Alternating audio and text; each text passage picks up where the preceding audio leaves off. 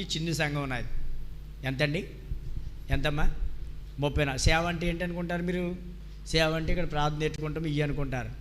సేవ అంటే అనేక రీతులుగా సేవ, అనేక రీతులుగా భారంతో కూడినటువంటిది దేవుని సేవ.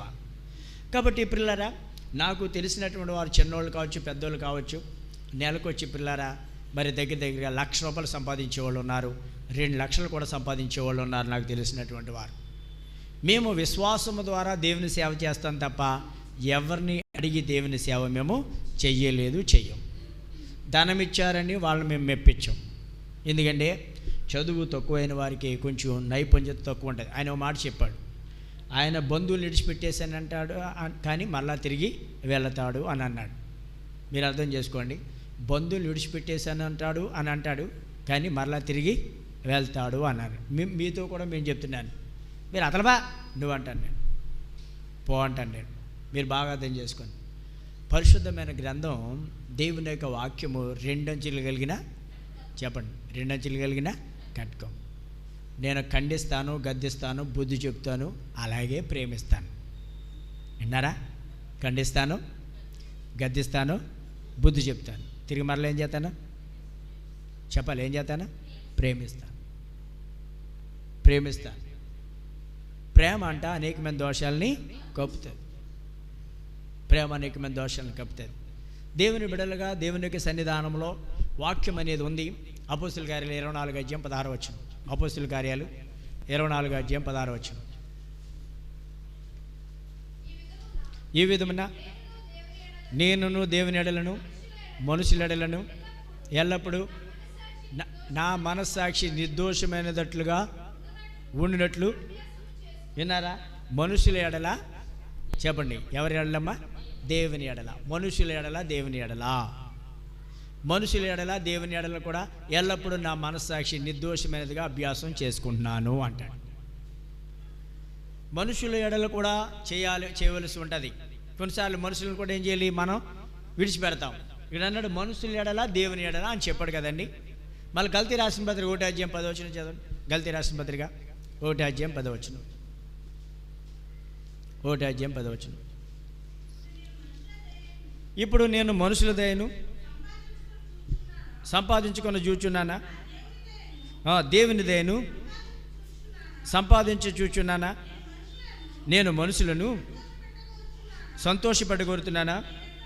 నేను ఎప్పటికీ మనుషులను సంతోషపెట్టేవాడినైతే క్రీస్తు దాసుడను కాకపోతే. నేను మనుషుల దయను సంపాదించుకోవాలనుకున్నానా? దేవుని దయను సంపాదించుకోవాలని. నేను ఎప్పటికీ కూడా మనుషులను సంతోషపరిచేవాడిని అయితే దేవుని యొక్క సేవకుడను కాకపోతే. మరి అక్కడ ఏమన్నాడు? మనుషుల ఎడల, ఎవరి ఎడల? మనుషుల ఎడల, దేవుని ఎడల. మనుషుల ఎడల, దేవుని ఎడల. మీరు బాగా అర్థం చేసుకోండి పిల్లారా. ఒక యవనస్తుడు యేసుప్రభువు దగ్గరికి వచ్చాడు. మార్కు సువార్త 10:17 తీయొద్దు, చదవద్దు. మార్కు సువార్త 10:17 ఒక యవనస్తుడు యేసుప్రభువు గారి దగ్గరికి వచ్చి నిత్యరాజ్యానికి వారసుని అవ్వాలంటే నేనేం చేయాలన్నాడు. ఆజ్ఞలన్నీ నెరవేర్చన్నాడు. నేను నెరవేరుతున్నాను అన్నాడు. అయితే నీకు ఇంకా ఒకటి కొదువుకుంది. నీకున్నటువంటి ఆస్తిని అమ్మేసి నువ్వు పేదలకు పంచిపెట్టి నువ్వు నన్ను వెంబడించు అన్నాడు. అన్నాడా లేదా? అన్నాడు. అన్నప్పుడు అతను ఏం చేశాడు? ముఖం చిన్నబుచ్చుకుని ఏం చేశాడు? వెళ్ళిపోయాడు. మరి జక్కీ విషయంలో దేవుడు ఏమన్నాడు? ఇతను ముఖం చిన్నబుచ్చుకుని వెళ్ళిపోయాడు. జక్కీ ధనవంతుడే కదా? ధనవంతుడే అయినటువంటి జక్కీ విషయంలో ఏమండి అతను ఎందుకు రక్షించాడు? అతని కుటుంబాన్ని ఎందుకు రక్షించాడు? చెప్తారా? చెప్పండి, మీరు మీనింగ్ చెప్పండి నాకు. జక్కీని ఎందుకు రక్షించాడు? ఈ అవనస్తుని ఎందుకు వదిలిపెట్టాడు? చెప్పాలి నాకు. ఆ జక్కీ ఏం చేయడు తెలుసా? లోకాసువార్త 19 యేసు ప్రభువు వారి ఇంట్లోకి వచ్చేటప్పటికి తన మనసు మారింది. అతను ఏమన్నాడు తెలుసా? ఒకటే చెప్పాడు, నా ఆస్తిలో సగం నేను పేదలకు నేను పంచిపెడతాను అన్నాడు. నా ఆస్తిలో సగాన్ని పేదలకు పంచిపెడతాను. ఇంకో మాట ఏమన్నాడు? నేను ఎవరి దగ్గరైనా అన్యాయంగా కనుక ఒక వంతు తీసుకుంటే తిరిగి 4 గంటలు మళ్ళా చెల్లిస్తానని. అంటే ఏంటి? అతడు ఆస్తిని ప్రేమించట్లేదు. మీరు బాగా, అతడు ఆస్తిని ప్రేమించట్లేదు. ఏమండి, రెండోది తీసుకున్న దాన్ని తిరిగి మరలా అతనికి రెట్టింపు ఇచ్చేస్తానని చెప్పని తన పాపాన్ని పరిహరించుకున్నాడు. అంటే ఏం చేస్తున్నాడు? తన అతిక్రమాన్ని పరిహరించుకున్న కారణంగా ఇతడు అబ్రహాము కుమారుడే, నీ ఇంటికి ఏమొచ్చింది అన్నాడు? రక్షణ వచ్చింది. మరి వీడేం చేశాడు? వ్యసనపడి వెళ్ళిపోయాడు. ప్రియులారా, దేవుని యొక్క ఆత్మ ఏంటో తెలుసా? దేవుని సేవకుడు అంటే అతని ఇష్టానుసారంగా నడిచేవాడు కాదు. దేవుని సేవకుడు అంటే రోమ రాష్ట్ర పత్రిక 8:14 వచనం, రోమ సామెతల గ్రంథం 21 మొదటి వచనం, మరొకటి రోమ. వినారా? దేవుని యొక్క ఆత్మచేత ఎందరు నడిపించబడుదురు. చూసారా? దేవుని యొక్క ఆత్మచేత ఎందరైతే నడిపించబడతారో వారందరూ ఏమవుతారండి? దేవుని కుమారులై ఉందరు. విన్నారా మీరు? దేవుని యొక్క ఆత్మచేత ఎవరైతే నడిపించబడతారో వారందరూ దేవుని పిల్లలు. మన స్వబుద్ధిని ఆధారం చేసి నడకూడదు. విన్నారండి? మన స్వబుద్ధిని ఆధారం చేసి నడకూడదు.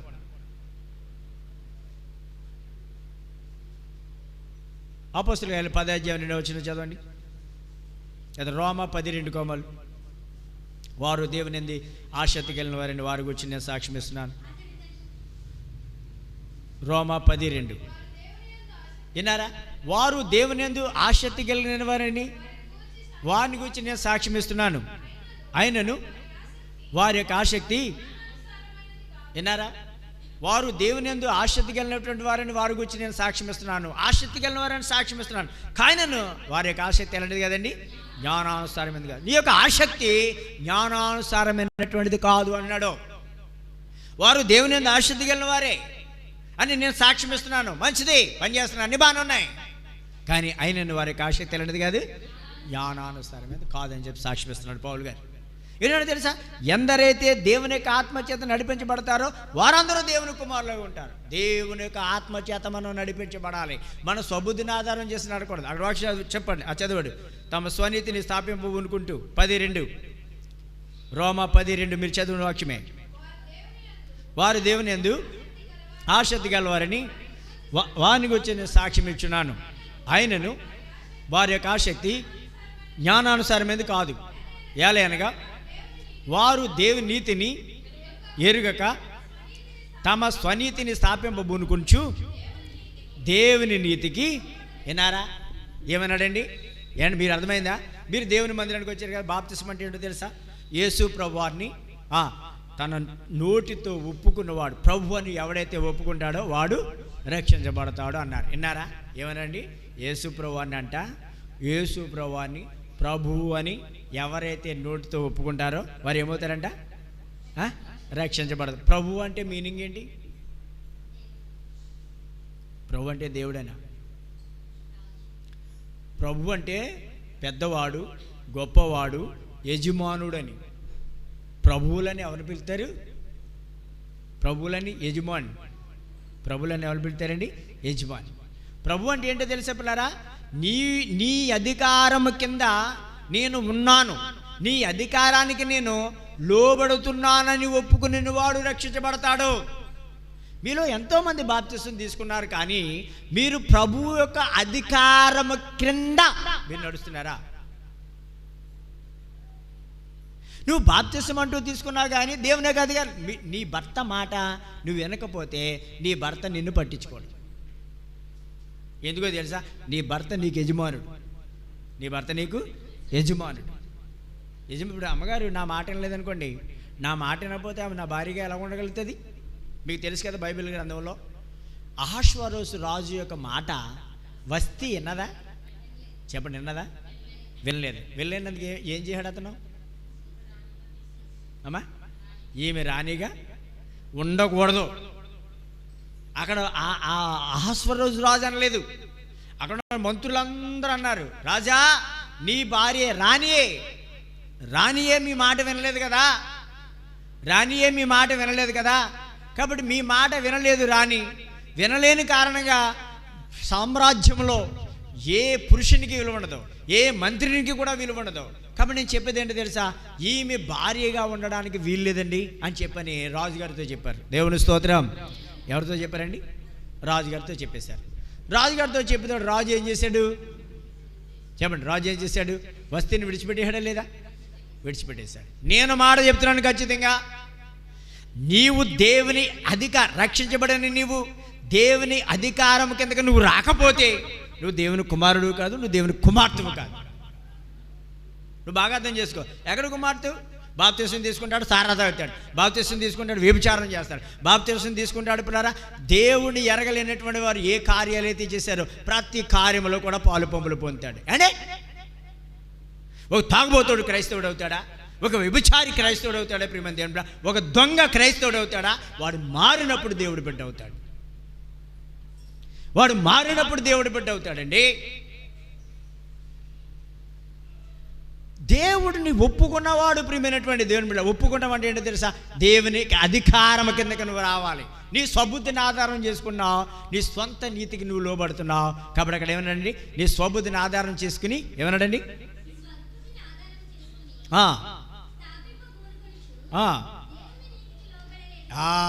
ఏమన్నాడండి? దేవుని యొక్క నీతికి ఏం చేయలేదు, నువ్వు లోబడలేదు. దేవుని యొక్క నీతికి లోబడాలి. అక్కడ అన్నాడు 8:14 రోమా 8:14 ఎందరైతే దేవుని యొక్క ఆత్మచేత నడిపించబడతారో వారందరూ ఏమవుతారండి? దేవుని కుమారులు అవుతారు అని చెప్పాడు. కాబట్టి దేవుని సేవకులుగా ప్రియమైనటువంటి దేవుని బిడ్డలారా, దేవుని యొక్క ఆత్మచేత మేము నడిపించబడాలి. నా ఇష్టాన్ని నేను చేయకూడదు. ఇక్కడ నా ఇష్టం నేను చేయకూడదు. నా ఇష్టం నా ఇంటికాడ, సంఘంలో కాదు. సంఘం ఎవరిది చెప్పండి? సంఘం ఎవరిది? దేవుడిది. దేవుడిది ఈ సంఘం, దేవుడిది. దేవుడిది సంఘం. దేవుడు తన స్వరక్తాన్ని ఇచ్చి కొనుక్కున్నది సంఘం. దేవుడు తన స్వరక్తాన్ని ఇచ్చి కొనుక్కున్నది ఈ సంఘం కనుక ఈ సంఘం విషయంలో పిల్లరా ఎవడు సంఘాన్ని పాడు చేస్తాడు, దేవుడు వాడిని పాడు చేస్తాడు. అందులో ఏమాత్రం సందేహం లేదు.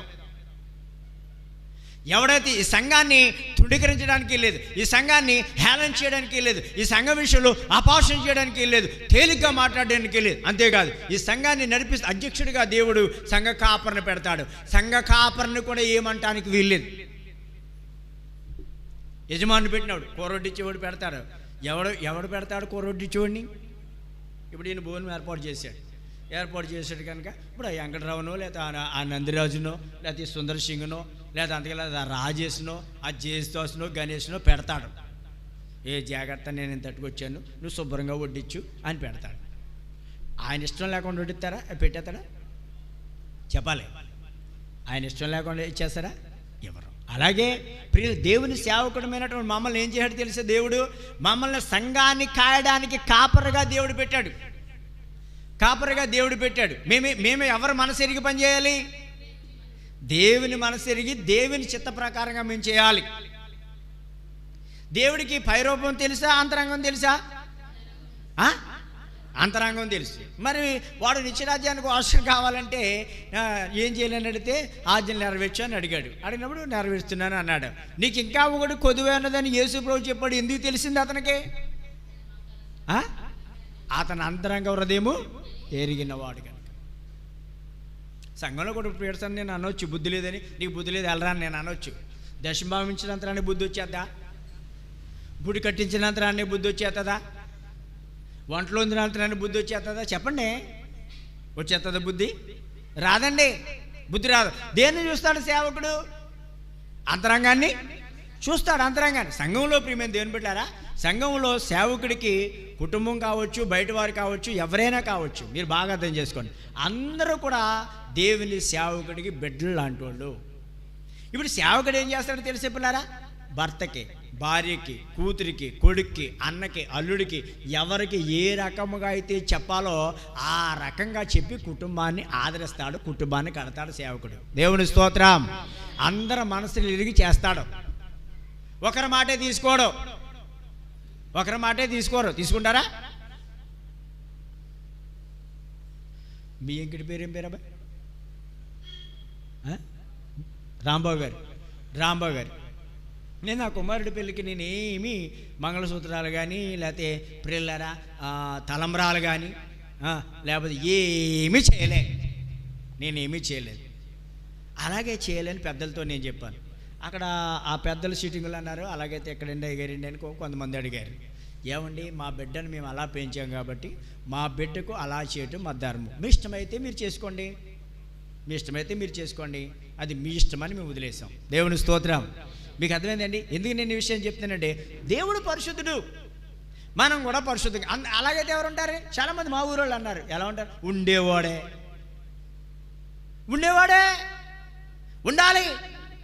ధనవంతులు అనేటువంటి వారు పరలోకంలో చేరడం దుర్లభం అని చెప్పారు. ఓరు బాబు, దేవుని యొక్క వాక్య ప్రకారం నడంరా బాబు, మీరు అలా చెప్తున్నారు కదా.